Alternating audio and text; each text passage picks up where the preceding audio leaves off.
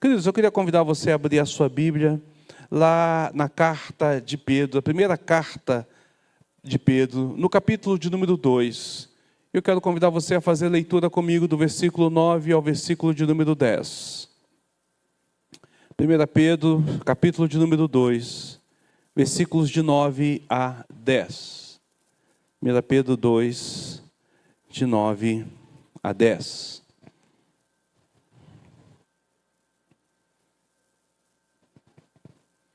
Pedro, capítulo 2, versículos de 9 a 10. Eu estarei lendo, os irmãos podem acompanhar. Aqueles que estão sem uma Bíblia ou estão com a tradução diferente da revista e atualizada, nós sempre temos aqui no nosso slide o texto, para que os irmãos possam acompanhar a leitura. Nos é dito assim: vós, porém, sois raça eleita, sacerdócio real, nação santa, povo de propriedade exclusiva de Deus, a fim de proclamardes as virtudes daquele que vos chamou das trevas para a sua maravilhosa luz. Vós sim, que antes não erais povo, mas agora sois povo de Deus, que não tinhas alcançado a misericórdia, mas agora alcançastes misericórdia. Oremos mais uma vez. Bondoso Deus, eterno e soberano Senhor, quão preciosa é a Tua palavra, tão rica e tão poderosa.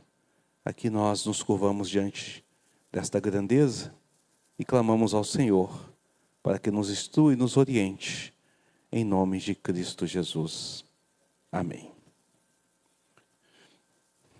Faz um bom tempo que eu não sei o que é redes sociais. Eu tenho o WhatsApp, e os irmãos da igreja sabem que durante um tempo relutei, inclusive, em ter o WhatsApp. E aí eu voltei a ter pela necessidade de comunicação com os irmãos, facilita a comunicação com os irmãos. Mas eu não tenho Facebook, não tenho Instagram, já faz um bom tempo. Deve ter mais ou menos uns 15 a 20 anos que eu não sei o que é assistir uma televisão de canal aberto. E digo para os irmãos que isso não faz falta. Não tem me feito falta. Mas quando eu tinha rede social, quando eu fazia uso dessas redes, e mesmo na época, há um tempo atrás, eu lembro que havia uma circulação nas mídias sociais, uma espécie de mini testemunho, videozinhos curtos que eram colocados, onde era apresentada a pessoas aparentemente comuns, falando de si, do seu sucesso, falando das suas conquistas, dos seus desafios, falando um pouco da sua vida, do quão é o seu labor e tudo mais, mas principalmente falando do como eles haviam vencido. E no final do vídeo, quando o vídeo estava para terminar, aparecia o rosto daquela pessoa e vinha a seguinte frase: eu sou a... E uma determinada denominação, então, era inserida neste contexto. Eu sou a igreja, era a ideia que se passava através desta mensagem. Eu sou esta igreja, eu sou a cara desta igreja, eu sou a face desta igreja, eu sou a realidade desta igreja, eu sou a igreja. Durante um tempo, a igreja tem entendido que ser igreja é algo individualizado, algo a ver com a pessoa de um modo geral. Mas isso é realmente ser igreja? A pergunta é, o que é ser igreja? Não. Melhor. O que realmente é a igreja? Qual a importância e relevância para nós? Qual importância e relevância a igreja tem para nós? Eu sei que, fazendo essa pergunta, no nosso meio mesmo haverá várias conjecturas, várias ideias, várias formações, e isso por algumas razões. Uma delas é pelo entendimento do que é a igreja, o segundo é pela forma como interpreta as Escrituras a respeito da igreja, e também porque às vezes não se interessa por isso, não tem uma opinião formada a esse respeito. O grande fato é que quando nós falamos da doutrina da igreja, geralmente, na cabeça do membro comum da igreja moderna, é como a fachada da igreja. Não tem muita importância. Não tem muita importância. Se a fachada está bonita ou está feia, se ela está bem decorada ou não, é muito pouco relevante para o fato de que vocês fazem parte desta igreja. Talvez você se incomode, talvez você nem perceba isso. Mas a grande verdade é que a igreja, ou entender o conceito de igreja, o que é ser a igreja, ou melhor, o que é estar na igreja, é entender a vida piedosa, a vida de santidade, a vida cristã. Não. Não é isso ainda. Entender a importância da igreja é entender a nossa identidade. Entender a importância da igreja é saber quem eu sou e o que eu estou fazendo aqui. Isso é ser igreja e compreender esse contexto. Então, o que é a igreja? Qual é a definição que nós podemos dar sobre esse contexto? E qual é a importância disto para as nossas vidas? Geralmente, quando a gente, e quem está mais tempo na igreja, quando vai falar sobre isso e faz essa pergunta, geralmente ela vai dizer assim: a igreja é um conjunto de pessoas, é uma comunidade de pessoas que se reúne em nome de Deus. E nós ouvimos isso muitas vezes porque a palavra que geralmente nós usamos para a igreja, e é a palavra que é transliterada para a nossa palavra em português, a palavra igreja não é uma palavra portuguesa, né, de origem portuguesa, mas é uma palavra que foi transliterada para o latim, do latim foi transliterada para o nosso idioma, e é a palavra eclésia, do grego, e ela significa chamados para fora. A ideia é de um povo que é chamado para se reunir fora do ambiente onde ele está, uma assembleia. Por isso, geralmente, a gente usa essa ideia. Contudo, nós usamos isso porque é mais fácil entender deste contexto, mas não explica em tudo o que é a igreja. E não fala tudo o que é ser igreja. E não é a única palavra que a Bíblia usa para definir igreja. Não é a única palavra. Nós vamos encontrar na própria Bíblia, no Novo Testamento, várias outras palavras, as quais têm a intenção de definir essa visão de igreja. Entre essas palavras nós temos Basileia, da qual deriva o nome basílica. E a palavra Basileia no grego significa reino. Então igreja também é um reino. Igreja também é um reino. É uma assembleia, mas é também um reino. Mas existe uma palavra que ela é muito pouco falada, ou muito pouco vista, e ela também aparece na palavra do Senhor. Ela também aparece no contexto da palavra de Deus, que é kuriakon. E sabe o que é interessante sobre essa palavra? É que essa palavra, kuriakon, ela vai dar origem na língua alemã, holandesa, escocesa e na língua inglesa, o significado para igreja. Na alemã, holandesa, escocesa e na língua inglesa, a palavra não é eclésia. Não tem a ver com eclésia. Tem a ver com kuriakon. No alemão, Kirche. No holandês, kerk. No escocês, kerk. E no inglês, meu péssimo inglês, church. Ou church. Sei lá como é que fala esse trem. Sou péssimo no inglês. Palavra muito na moda hoje em dia. Você vai passar e vai vir encontrar muitas igrejas, geralmente com a fachada pintada de preta, dizendo, né?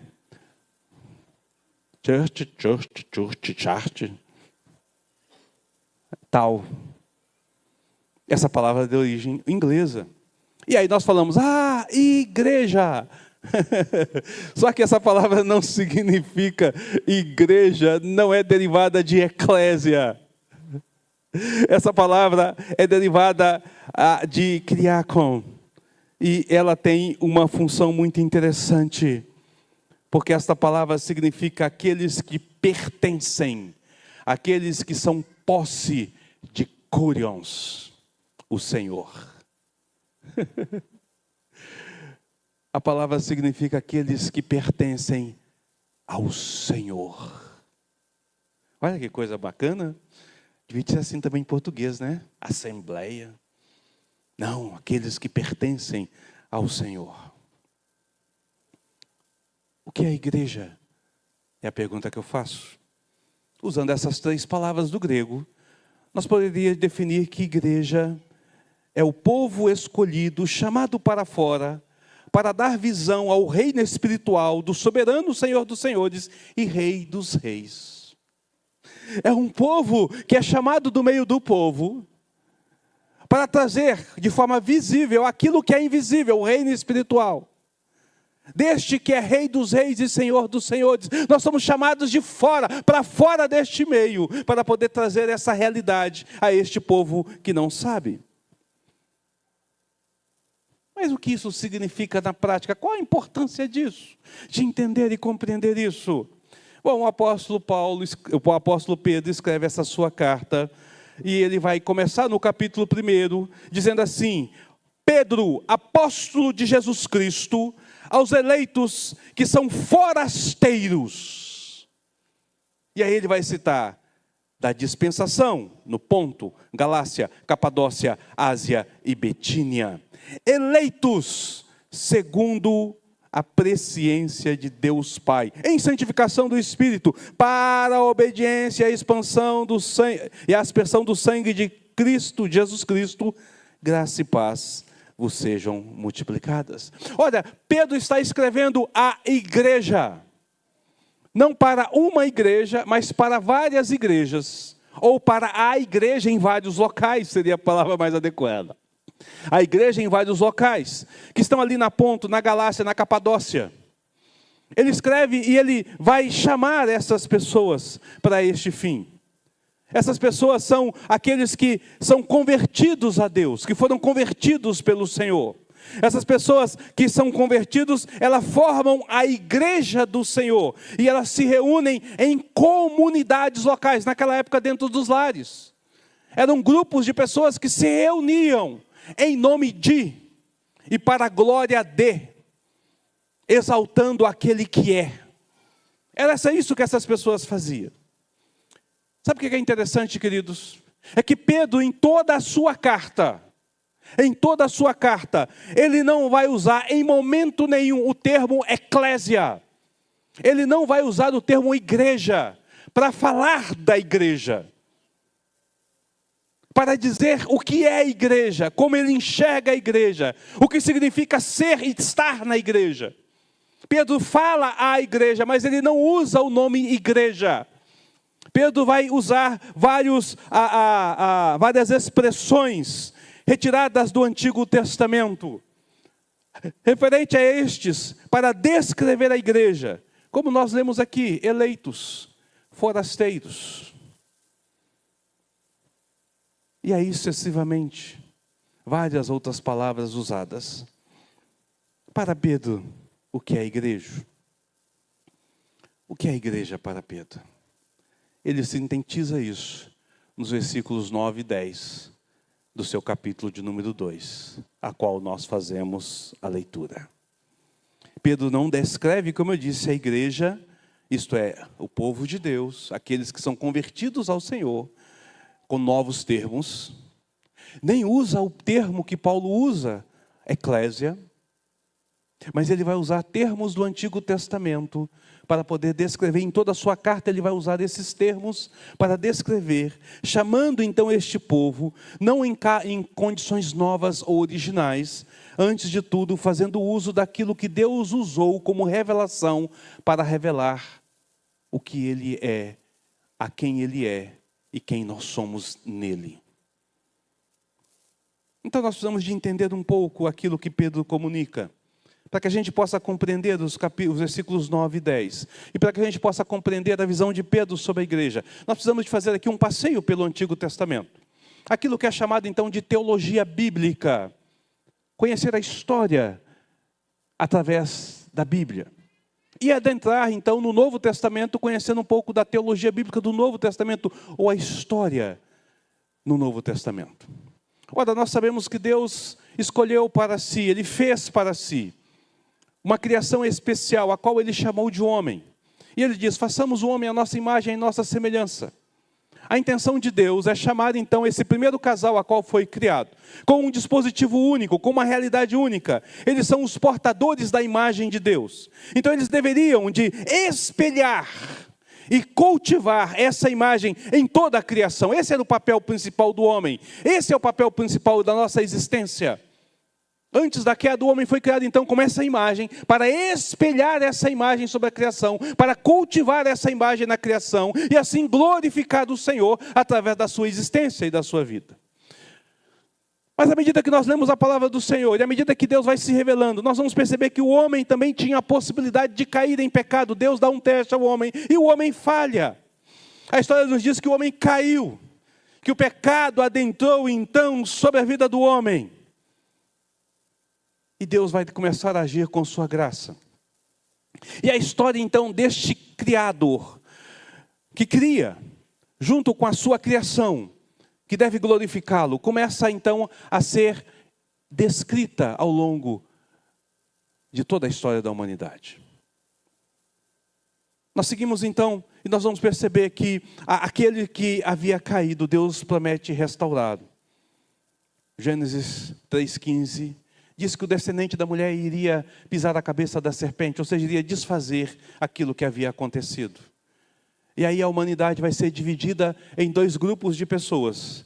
Aqueles que estão confiando no Senhor ou estão buscando a justiça, e aqueles que descreem do Senhor e estão vivendo a sua vida ao seu próprio bel prazer.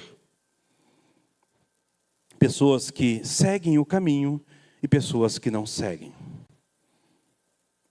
À medida que nós caminhamos sobre as Escrituras, nós vamos perceber que Deus então separa para si um povo no decorrer da história. Mas antes de Deus separar este povo, o próprio povo entendeu isso e separa esta realidade. Gênesis capítulo 5 nos diz então que ali há a genealogia de Caim, aqueles que não seguem o Senhor. Já no finalzinho, lá no finalzinho, os últimos versículos, nos é dito que Adão, o primeiro homem, nasceu um segundo filho chamado Sete. E Sete então tem um outro filho, tem o seu primeiro filho chamado Enos. E aí nos é dito que a partir de Enos começa a se invocar o nome do Senhor. Então se separa a geração de Caim que corre e foge do Senhor e a geração de Enos que invoca o Senhor. Mas essa geração não tem o conhecimento correto de Deus, não sabe exatamente quem é o Senhor. Eles têm uma visão não clara, não absoluta, não perfeita da pessoa de Deus. Então Deus, ao longo do caminho, chama para si um povo exclusivamente seu. Capítulo 12 vai nos dizer que Deus chama Abraão, desta linhagem de Enos, para que em Abraão todas as nações fossem abençoadas, todos os povos fossem abençoados. Deus separa na história um povo que seria bênção para os demais povos, e que seria a referência dele, ou seja, seria o espelho dele sobre este povo. Tudo isso com o único objetivo de glorificar a Ele mesmo, que é digno de toda a honra e toda a glória. Mas esse povo não é, até o Antigo Testamento ele é um povo exclusivo, porém, no Novo Testamento, com a vinda da pessoa de Jesus, nós percebemos que esse povo é muito além de que uma nação fechada, é muito além de que uma etnia qualquer, mas é composto de todos aqueles a quem o Senhor chama desde sempre. E o Evangelho então é pregado, e qualquer um que ouça esse Evangelho e que reconheça e aceite este, é alcançado por ele e passa a constituir o povo de Deus, resgatando então de todas as famílias da terra um povo exclusivamente seu. Este é o resumo da história da redenção. Essa história ainda não terminou, ela ainda será finalizada na consumação, quando o Senhor Jesus então voltar em glória para reunir todo o seu povo. Então haverá novos céus e novas terras.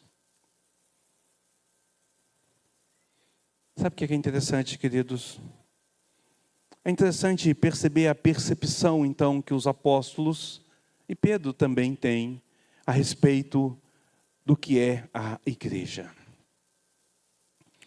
Para a percepção de Pedro, para a percepção dos apóstolos, à luz do Antigo Testamento e a partir da revelação do próprio Deus a estes que escrevem o Novo Testamento, nós vamos perceber que, primeiramente, igreja é o reino de Deus.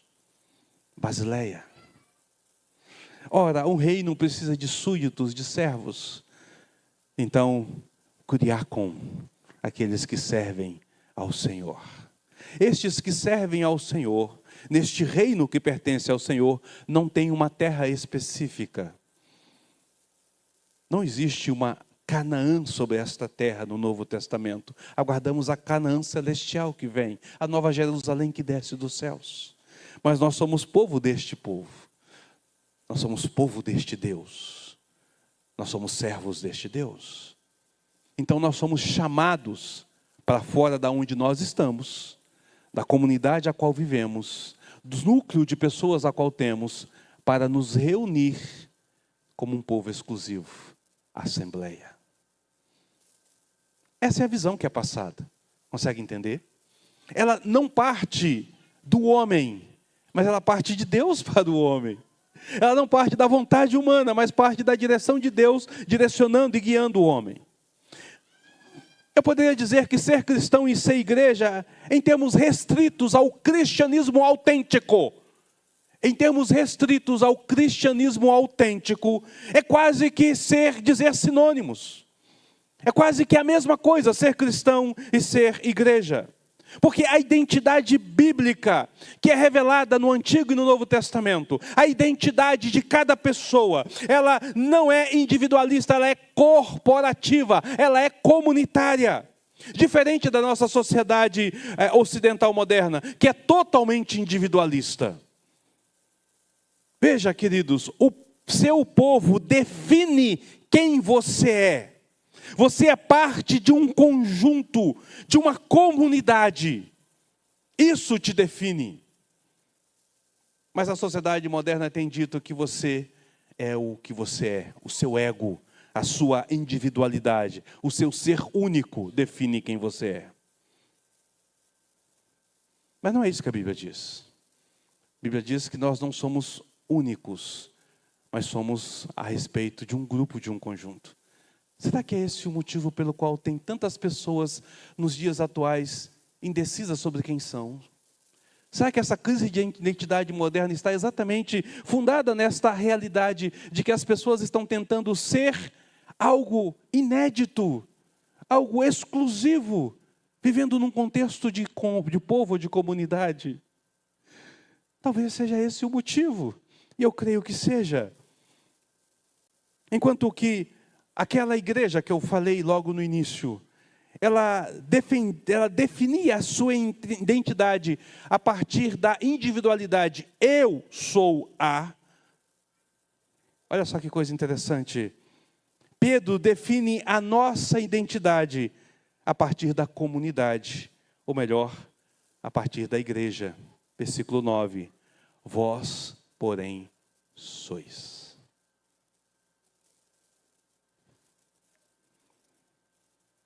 Vós, porém, sois. Eu sou o reflexo da comunidade que eu estou inserido. Eu sou o reflexo do povo a qual eu pertenço. Eu sou a característica daquilo que está ligado ao reino a que eu sirvo. Eu sou este. E não a pessoa individualizada neste contexto. É interessante que quando Pedro escreve, e nós vamos observar no versículo 9, que Pedro inicia um novo parágrafo. Versículo de 1 a 8 tem um parágrafo. A partir do versículo 9, Pedro inicia um outro parágrafo. Significa que ele está mudando, literalmente, ou mudando relativamente o assunto que ele está tratando. Mas ele vai usar aqui aquilo que é chamado de conjunção adversativa. Quase não sai. Conjunção adversativa. Porém. Vós, porém, sois. O que Pedro está fazendo, queridos? Pedro está fazendo uma oposição ao que ele havia falado anteriormente. Ao colocar vós, porém, sois, ele está agora colocando para essa pessoa, para a igreja onde ele escreve para os eleitos, para os forasteiros, na dispensação. Ele escreve não para uma pessoa, ele não escreve para um pastor. Paulo escreve para Tito, Paulo escreve para Timóteo, mas Pedro escreve à igreja, um conjunto, uma comunidade local reunida em nome do Senhor. Tá certo? E ele diz, então vós, a igreja, porém sois. O que significa que Pedro, então, anteriormente, nos versículos anteriores, Pedro está falando de outros, e não da igreja. De quem Pedro fala? Ora, é claro que ele está falando daqueles que estão fora da igreja. É claro que Pedro está falando daqueles que não são igreja. Então, quem são estes? Versículo 7 vai dizer, onde Pedro ali os chama de descrentes. Para vós outros, portanto, os que credes, a igreja é a prioridade, mas para os descrentes, Pedro chama estes de descrentes. Lembra da história que eu estava contando aqui, da chamada teologia bíblica, lá do início, quando o homem vem, criado para glorificar, para espelhar a imagem de Deus, a glória de Deus sobre a terra, ele cai, e a humanidade então se divide em duas linhas, a linha de Caim, que não quer seguir ao Senhor, e a linha dos filhos de Enos, que passam a invocar o nome do Senhor, estreitando na família de Abraão, na nação de Israel, alargando novamente através de Cristo. Lembra disso? Esses são os descrentes, aqueles que seguem a linhagem de Caim, os que não creem, os que não confiam, aqueles que não estão diante do Senhor. No versículo de número 8, Pedro diz que esses descrentes, eles tropeçam e caem por causa da mensagem do Evangelho. Eles experimentam a realidade de que Jesus então é a rocha de ofensa. Jesus é a rocha de ofensa. É importante a gente entender o que Pedro está fazendo aqui. Pedro está fazendo ilusão à construção antiga. A construção que acontecia no Antigo Testamento. A forma como a construção da sua época era feita. Naquela época não existia os materiais que nós usamos hoje. Não se existia fazer as vergas das casas com concreto. Às vezes se colocava uma madeira, mas geralmente a prática comum era usar uma pedra que segurava as portas e janelas. Olha para essas janelas. Está vendo esse formato de cunha no final dela? Bem ali na copa em cima, ela tem esse formato de cunha. Sabe por que tem esse formato? Porque essa parede não tem uma cinta de concreto ali. E aquele formato é para evitar que a parede desabe com o vão da janela. É para evitar que ela trinque. Olhe para essas paredes, não tem uma trinca. Esse lado de cá, principalmente, tem mais de 50 anos. Não tem uma trinca. O que acontecia? Usava-se a chamada pedra angular. Existiam duas pedras angulares na construção do Antigo Testamento. Lembra de Sansão? Sansão é colocado entre duas colunas, e quando ele força essas colunas, todo o prédio cai. Era uma pedra angular. Toda a estrutura, todo o peso era sustentado sobre uma pedra que era colocada, uma coluna que era feita. Mas existia a chamada, então, pedra de cunha. Na minha época, ou lá em Minas Gerais, na época das construções antigas, eram chamadas de pedra de cunha. É uma pedra mais ou menos nesse formato de V. Onde você vai colocando, ou às vezes um tijolo, que vai colocando as pedras, e quando chega nesse pedaço, você encaixa essa pedra de forma correta. E ela vai fazer o quê? Ela vai, quando você põe o peso, ela expande, e ela trava, de modo com que o resto não caia. Ela evita que faça isso. Ela cunha ali. Por isso que é chamada então de pedra de cunha. Essa é a pedra angular. Pedro está dizendo que esses descrentes a quem ele escreve não é qualquer pessoa, mas foram pessoas que estavam edificando uma casa. Que casa Pedro está falando? Uma casa espiritual. Que casa Pedro está falando? O reino de Deus, o reino espiritual. Eram pessoas que tinham conhecimento das Escrituras, que tinham à mão as Escrituras, que de um certo modo tinham conhecimento de Cristo. E eles estão edificando esta casa, e quando eles precisam da pedra que vai manter essa casa em pé, que vai manter a parede aprumada, sem trinca, perfeita, eles então rejeitam a pedra principal, a pedra angular, rejeitam a Cristo e colocam qualquer outra pedra. Esses são os descrentes que Pedro está escrevendo. Eles rejeitam essa pedra. E o que vai acontecer então? Essa pedra vai se tornar para eles a pedra de tropeço. A pedra de tropeço. A razão de tropeçarem é que eles escolheram desobedecer a palavra de Deus. Sua desobediência nasce de um coração cheio de incredulidade. Em outras palavras, a sequência traçada por Pedro é incredulidade, desobediência e queda, o que acaba levando à ruína.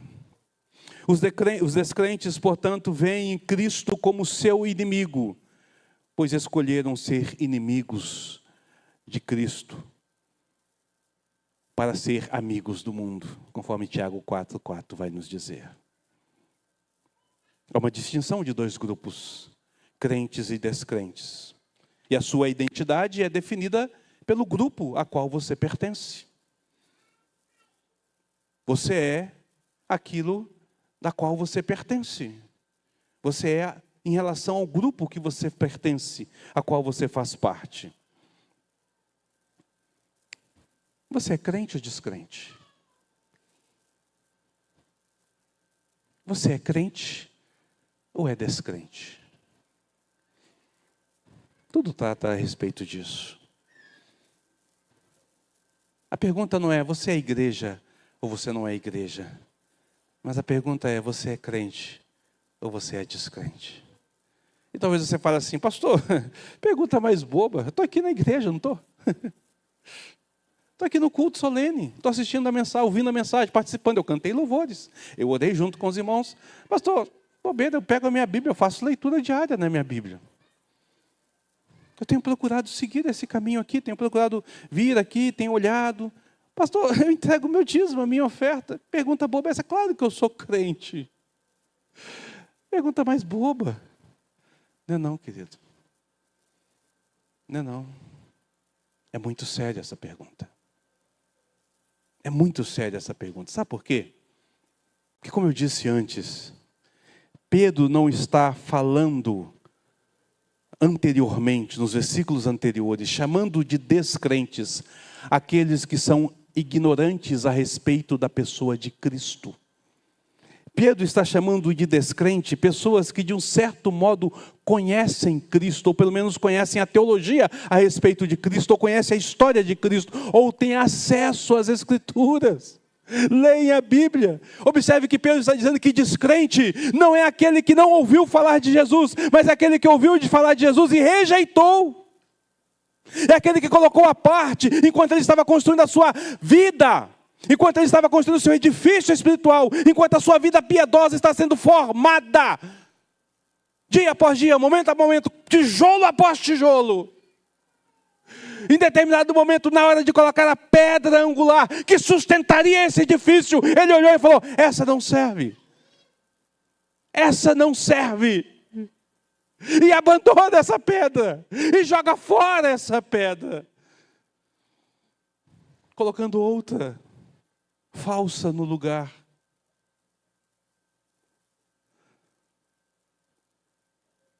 Então essa pergunta é assaz pertinente. Você é crente ou descrente? Você é crente ou descrente?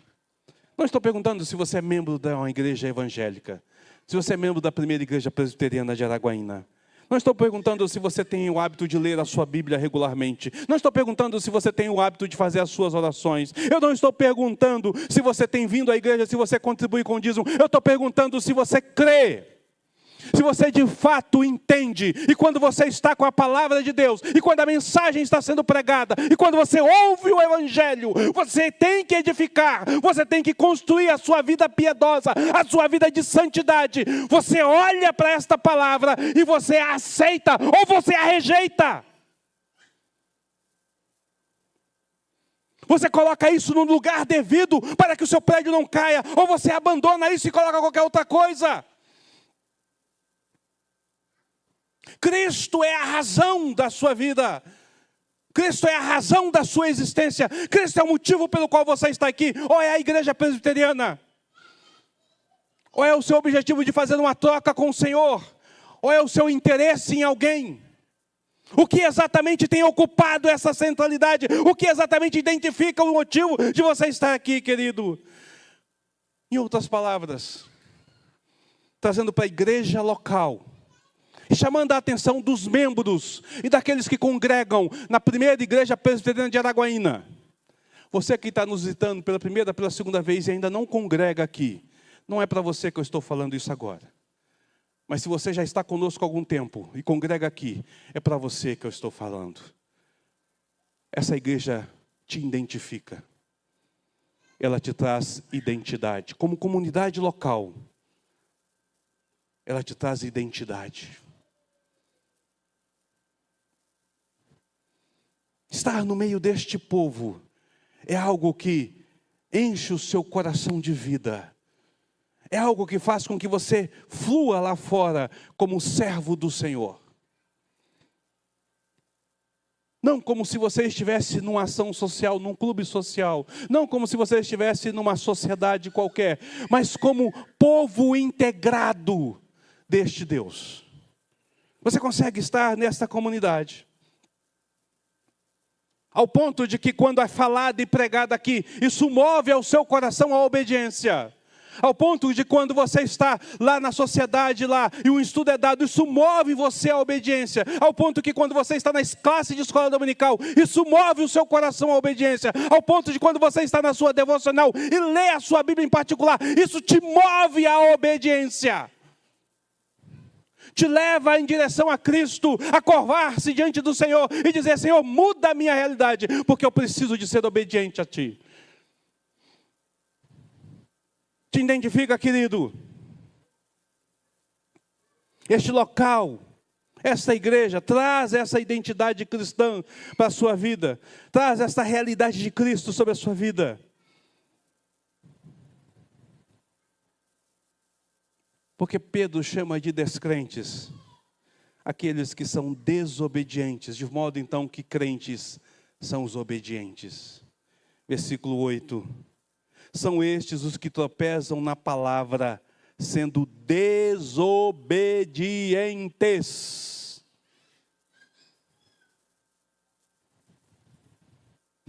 Não basta estar na igreja.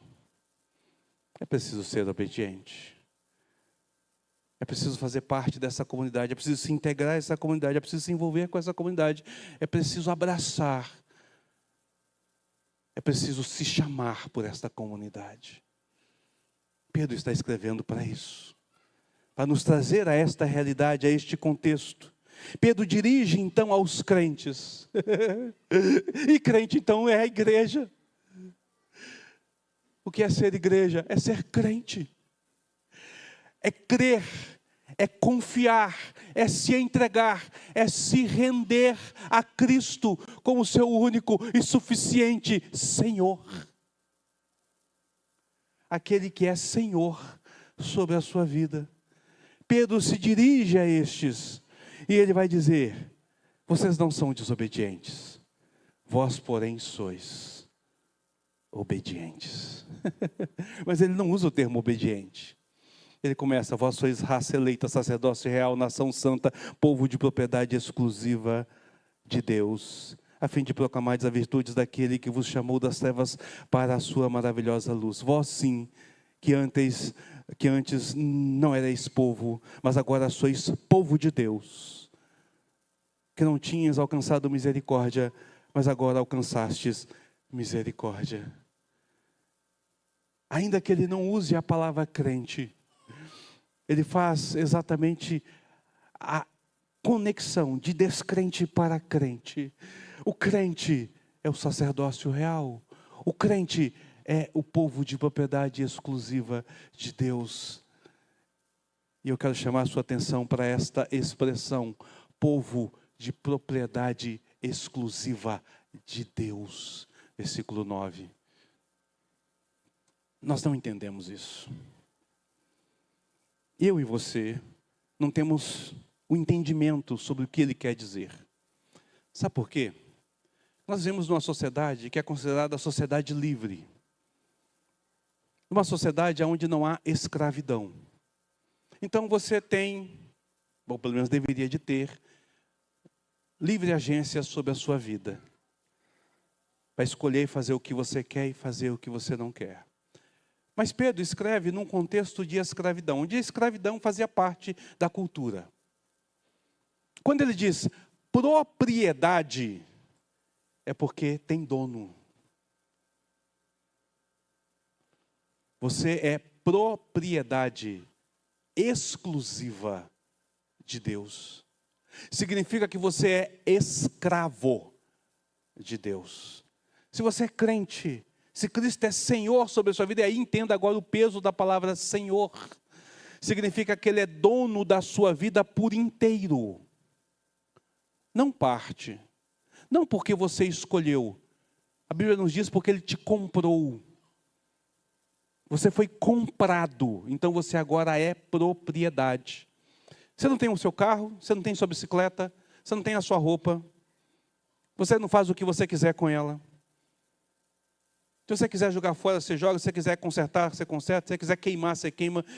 Alguém, no máximo que a pessoa vai chamar é chamar você de louco. Se você chegar lá na sua casa agora, pegar todas as suas roupas, juntar, botar do lado de fora, atear álcool e jogar fogo, não faz isso não.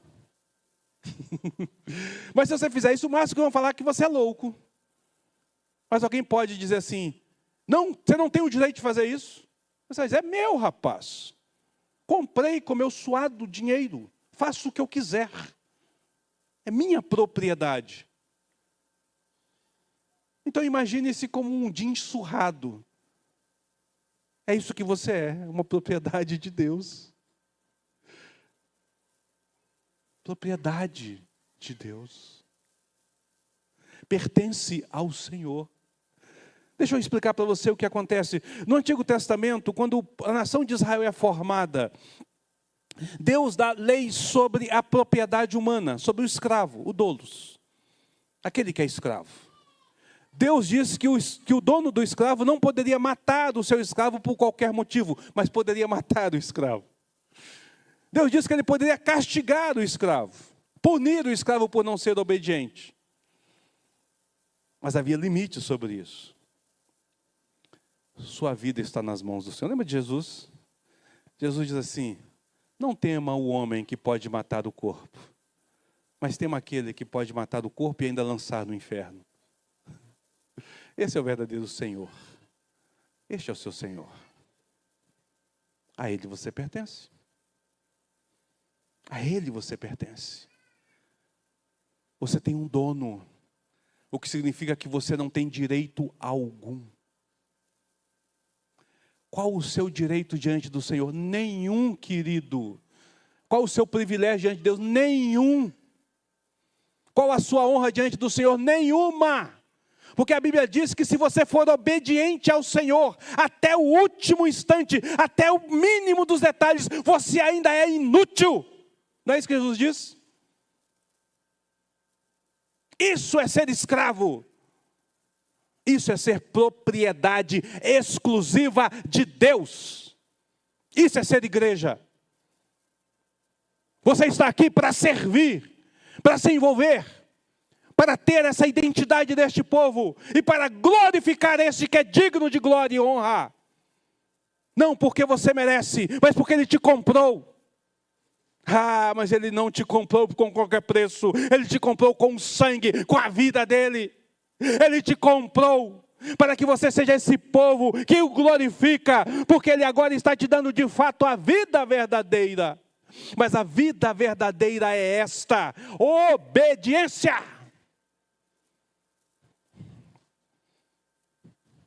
Então eu te pergunto,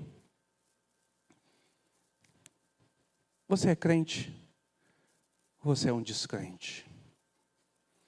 Você é propriedade do Senhor ou não? Você se rende a este Deus, se curva a Ele ou não? Pedro escreve esta realidade para a igreja, para identificar este povo, para falar sobre este povo. Mas aí Pedro vai dizer, no final do versículo de número 10, vocês que não eram povo, tornaram-se povo, porque vocês alcançaram misericórdia. Não é mérito, não é valor, não é qualidade, é misericórdia. Um servo inútil que não vale nada, a qual Deus resolve trazer para si e fazer do seu povo, com a sua graça e com a sua misericórdia. Se eu fosse fazer uma propaganda como aquela da mídia da outra denominação. Eu não faria dizendo eu sou a presbiteriana. Isso é arrogante. Isso é cheio de vaidade, de orgulho. Eu ia fazer e no final ia terminar assim: pela misericórdia de Deus, pela graça de Deus e pela vontade de Deus, eu sou a presbiteriana. Porque essa que é a realidade, irmãos. Ser crente é ser rendido a Cristo, entendendo que não temos valor algum, mas ainda assim Ele nos ama.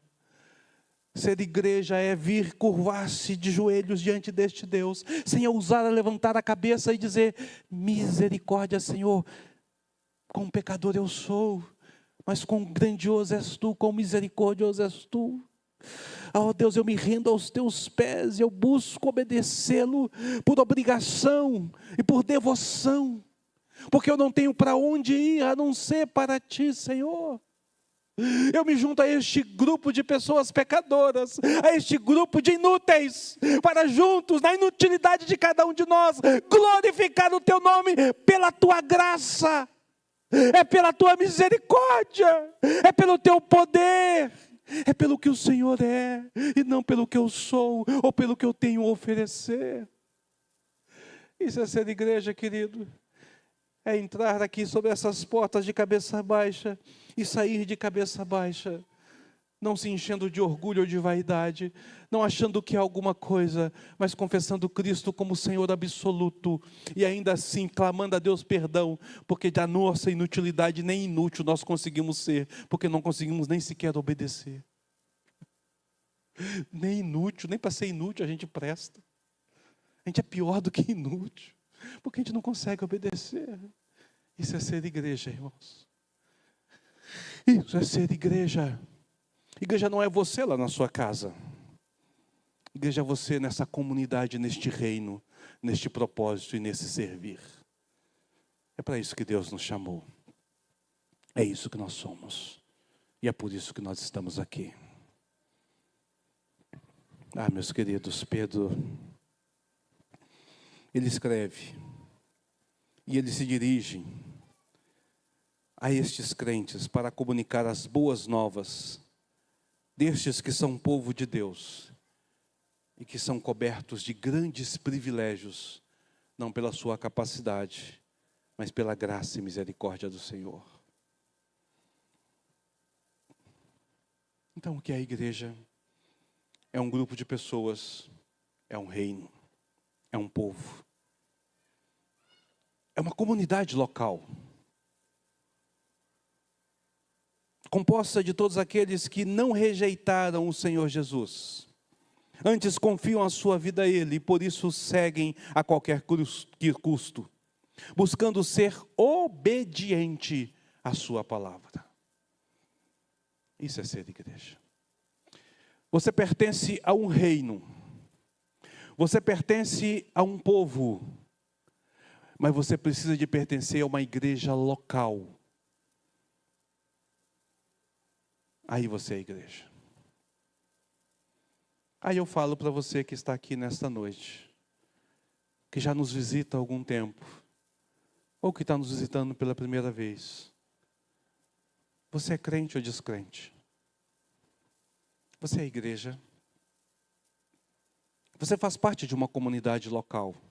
Você reúne com essa pessoa, sai para fora para se reunir com esse grupo e chama este grupo pelo seu nome, porque você tem responsabilidade com este grupo. Porque você tem deveres e tem direitos sobre este grupo, participa deste grupo, é ativo sobre este grupo, senão você não é igreja.